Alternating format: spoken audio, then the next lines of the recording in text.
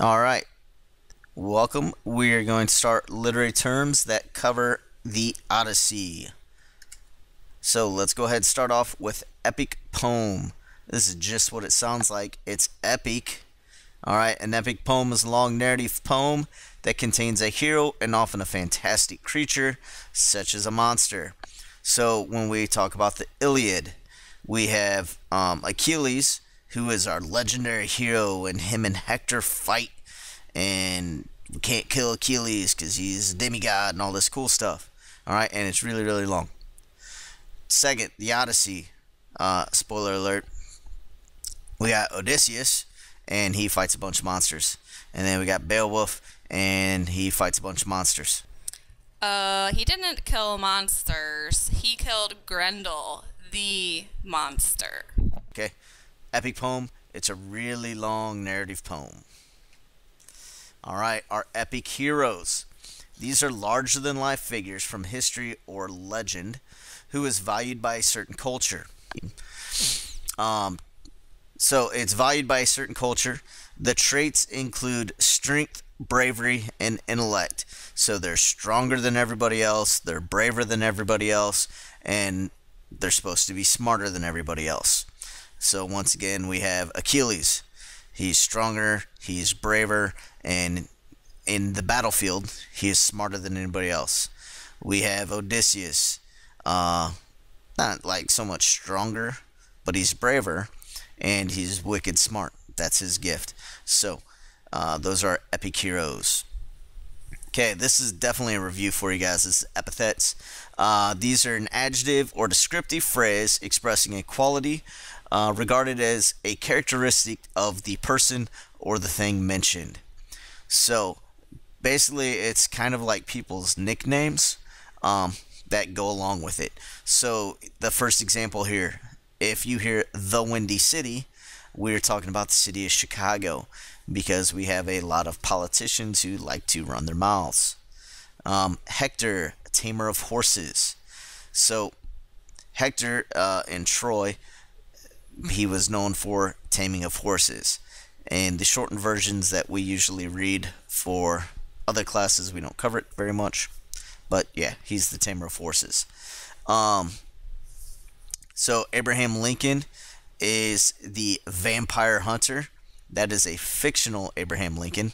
But the real Abraham Lincoln is the great emancipator, because he freed the slaves. We have the Sultan of Swat, the great Bambino. Those are Babe Ruth. If you've ever seen Sandlot, they cover all of those. And then finally we have Katniss Everdeen, who is the girl on fire.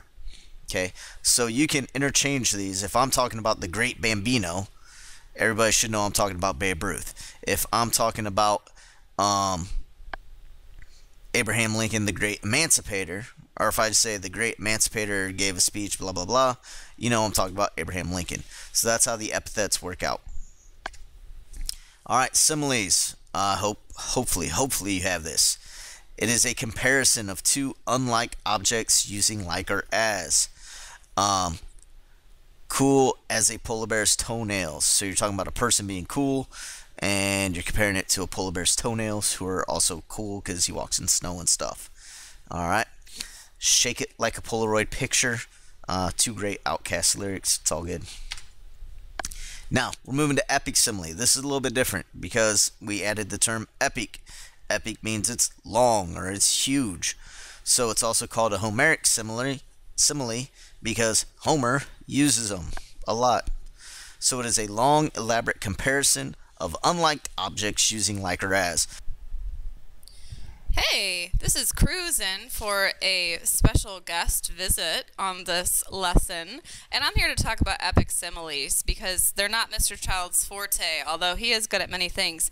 Please make sure to stay tuned for the special gag reel at the end to see his version of this. So an epic simile is also called a Homeric simile because Homer is well known for using them and coining them, if you will. It's just a really long, elaborate comparison of two unlike things using like or as. So it's a simile that extends on over like a whole stanza in a poem, for example.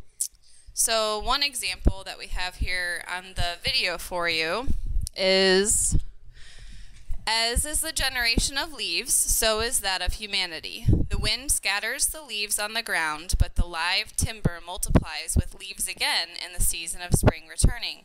So one generation of men will grow, while another dies. So it's just talking about how men are kind of, or men and women, if we're going to be non-sexist, they are born and they die, and it's comparing them to leaves, but you can see how it extends on over 3 different sentences in the stanza, okay? And that's from the Iliad, which was written by Homer. And then I also have an example of an epic simile. This is from the Odyssey. Okay, so during his meditation, a heavy surge was taking him, in fact, straight on the rocks. He would have been flayed there and his bones broken, had not gray-eyed Athena instructed him. He gripped a rock ledge with both hands in passing and held on, groaning as the surge went by, to keep clear of its breaking. Then the backwash hit him, ripping him under and far out. An octopus, when you drag one from his chamber, comes up with suckers full of tiny stones. Odysseus left the skin of his great hands torn on the rock ledge as the waves submerged him. And now at last Odysseus would have perished, battered inhumanly, but he had the gift of self-possession from gray-eyed Athena. Okay, so throughout this stanza, Odysseus is being compared to an octopus, the way that he is trying to really hold on to the rock to prevent from being sucked into the water. Okay, and then an example from a previous student that I thought was kind of neat says, being tied to the mast was unimaginable torture as I heard the voices. Just as a criminal is drawn back to his crimes, their love song called out to me. I struggled against the ropes as a prisoner would against the bars of his cell. The song, so lovely and forbidden, would never have allowed my return. Such is the case of a man tried and hanged for his crimes. I was far better off in my current place of torment than I would be in the gallows. So this is a comparison to someone who is tied to the mast of a ship, probably Odysseus, being compared to a prisoner throughout, let's see, there's like 6 lines in this epic simile. Okay, so you have 3 different examples. I think the hardest part is actually writing one. All right, metaphor. Comparison of 2 unlike objects by stating that one is another. So the example, let no man forget how menacing we are. We are lions. So Achilles talking to his Myrmidons, we are lions, and then they go kill people. It's an awesome scene. All right, extended metaphor. Kind of sounds like something else. It's a metaphor that extends over several lines or even perhaps an entire poem. So it's a really, really long metaphor. They say that all the world's a stage, but who would pay to see this? Alright, so extended metaphor, Shakespeare's All the World's a Stage, from As You Like It. All the world's a stage, and all the men and women merely players.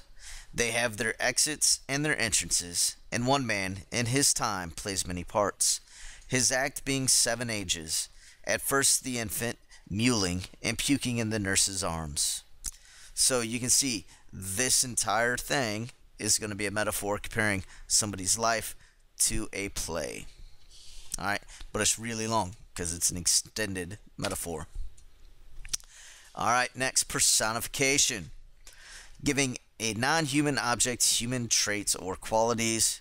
Example, Troy is mother to us all, fight for her. The city and the country, or the area of Troy cannot give birth to people, and you can't fight for her because it's not a girl, it's land. Alright? This is also a metaphor. Yay. Okay. Any Disney movie where you got animals talking, that's personification. Okay, they're pretty easy to pick out. Sometimes you have to look a little harder. Imagery. This is, you got to look at the 5 sentences. If you can hear it, see it, taste it, smell it, touch it, it's going to be usually dealing with some imagery here. So it's words that appeal to the 5 senses. They cause the reader to picture, feel, smell, taste, or touch something in their imagination. I like to say it puts the movie in your head. Okay, when you can imagine exactly what the author's saying, that's a pretty good sign it's imagery.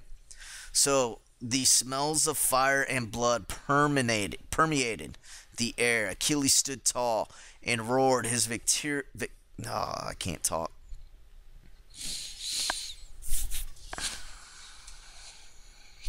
The smell of fire and blood permeated the air. Achilles stood tall and roared his victorious battle cry as his men stampeded down the white sandy beaches of Troy.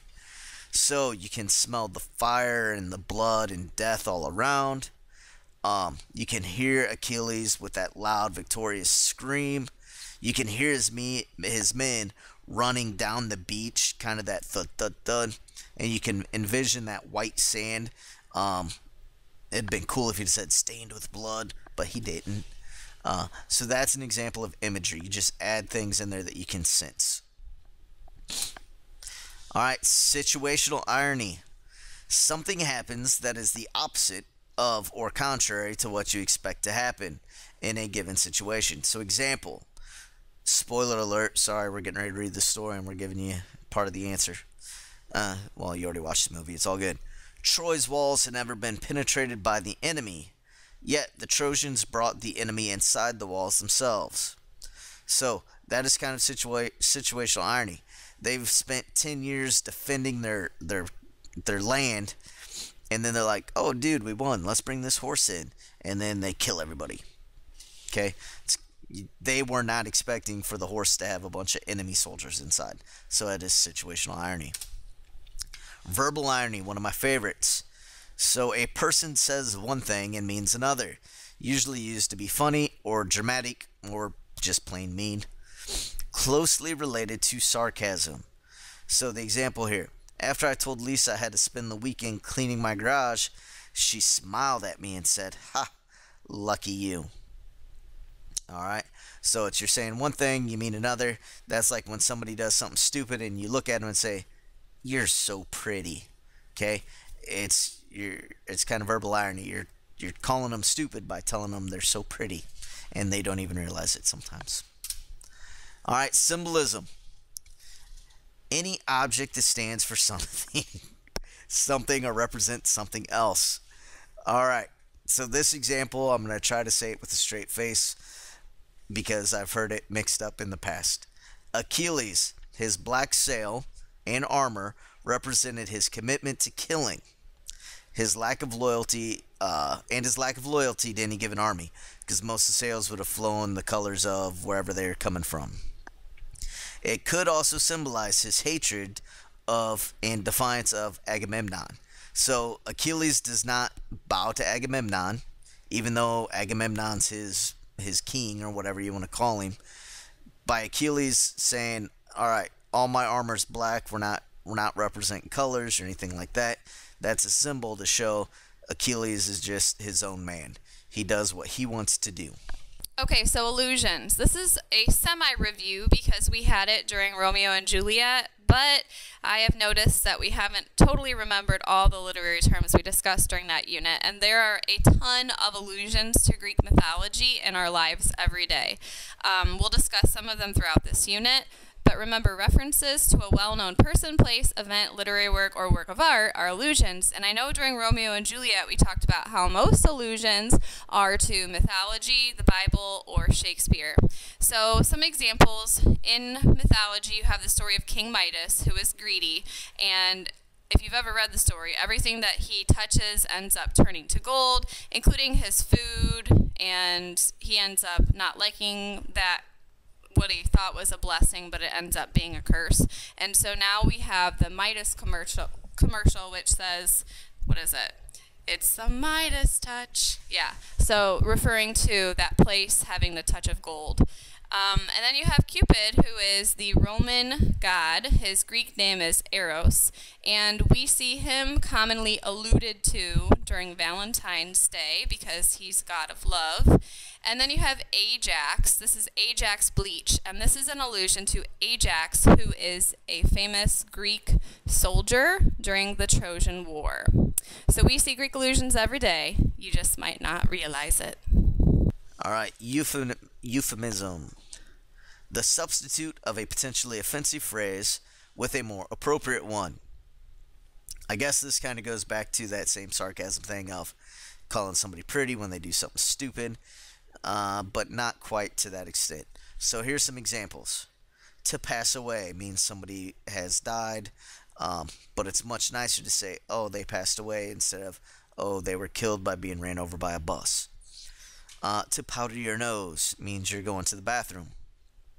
Canoodling means you might be doing something, snuggling, all that dirty stuff you talk about in health class. That could be canoodling. Mobile community. It's people that move around a lot. You can kind of think like gypsies or hobos or something like that. Between jobs, usually it means you're unemployed at the moment. It could mean you were fired and you're looking for a new job. But in between jobs means you're not currently working. Big boned. You're basically calling somebody fat in a much nicer way. Don't use big boned. It's mean either way. So, what euphemism is used in Scarface? So, in this movie, he's sitting there, he busts down the door, he kicks it open or whatever, and he says, "Say hello to my little friend." And then he starts shooting everybody. Boom, boom, boom, boom, boom. His little friend is his gun. So, he doesn't come in the door. It doesn't make sense if he comes in and says, "Say hello to my machine gun," and then start shooting people. So the euphemism little friend is just a little softer way to say it. Big Bang Theory, I don't know if you guys watch that. There's Sheldon Cooper. He usually refers to the denotation of words because he likes vocabulary and he's smart and he just knows dictionary definitions of things. And we'll talk about that in just a second. But can you think of any other TV shows that have obvious differences in denotation and connotation? And the other one might be the Big Bang Theory. Okay, so we're still going along with like our Big Bang Theory theme here. And we're going to talk about connotation. An easy way to remember this one for me, connotation, is the common usage a lot of times. So it's a set of ideas associated with the term in addition to its dictionary definition. So it's kind of the broader version. So the example here is the connotation for the word cougar. So the denotation, cougar is a large cat. The connotation, cougar may be an older woman who goes for a younger man. So remember that connotations can change. The Big Bang Theory can have many connotations depending on age, gender, and etc. Okay, foreshadowing. When the author provides clues about something that will happen later in the story. So, example, the Trojan soothsayer warns King Priam not to bring the Trojan horse inside the city walls. He says, "Beware gifts from the Greeks." So, basically what he's doing is he's warning, hey, I think if we bring this in, it's going to be a bad idea. And then he dies. So, that's kind of foreshadowing. Give you just kind of a generic example. Somebody wakes up and they're like, oh, I think this is going to be the worst day ever. And then later on in the story or book or movie, whatever, they're having the worst day ever. They foreshadowed that in the very beginning. Alright, flashbacks. A flashback is a narrative technique that allows a writer to present past events during current events in order to provide background for the current narration. By giving material that occurred prior to the present event, the writer provides the reader with insight into a character's motivation and or background to a conflict. I don't know why, for me, I always think of like superhero stories. If you're watching The Flash, a lot of times when The Flash is having a difficult moment, he'll do a flashback and think, oh, look at all the people I love, I gotta protect them. And then he's back in the present and fighting and all that good stuff. Okay, flashbacks usually they kind of set them aside with, so you know it's a flashback, but it just brings that background information to the present. Then we have Ajax, who is also a Greek god. or yeah, he's one of the Greek high up people who is really strong and powerful, and so is Ajax Bleach. This one. The duo sang their lovely song and charmed Odysseus. As a mouth is drawn to a light. Sorry, that's a moth. As a moth is drawn to a light. Odysseus was craving to go to these gorgeous lurers. He struggled and fought the ropes, as a moth cannot deny its longing for the light. So Odysseus wants to go see the sirens, like a moth wants to go see a light. Okay, so their similes, they're just really, really long and wordy, also known as Homeric similes. Alright, here's a couple more examples of epic similes. As in the generation of leaves, so is that of humanity. That one's not real long, but we'll go with it. Alright, the wind scatters the leaves on the ground, but... Oh, my bad.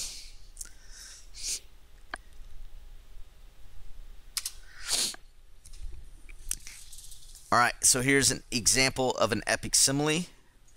During his meditation, a heavy surge was taking him. In fact, straight on the rocks. He would have been flayed there, and his bones broken, had not gray-eyed Athena instructed him. He gripped a rock ledge with both hands in passing and held on, groaning as the surge went by, to keep clear of its breaking.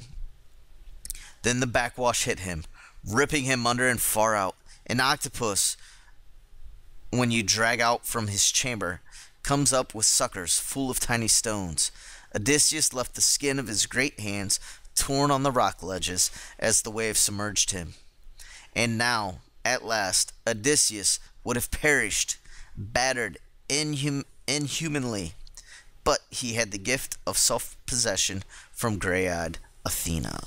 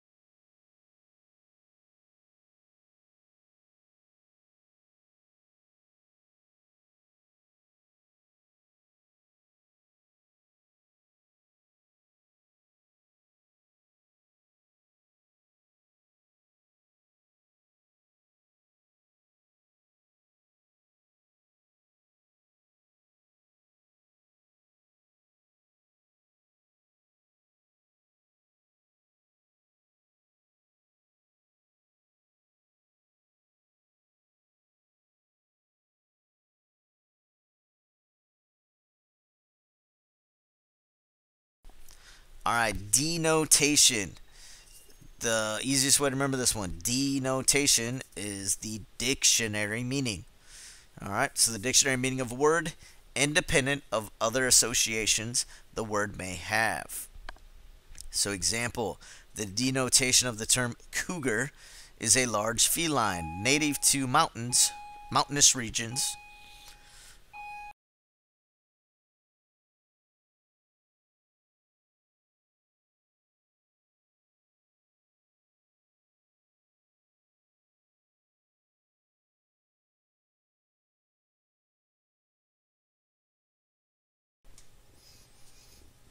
Okay, here we go. The denotation.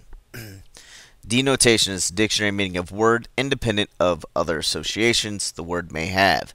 So the easiest way for me to remember this, denotation is very similar to dictionary. Well, not similar, but they both start with D. Same thing. So denotation, dictionary meaning.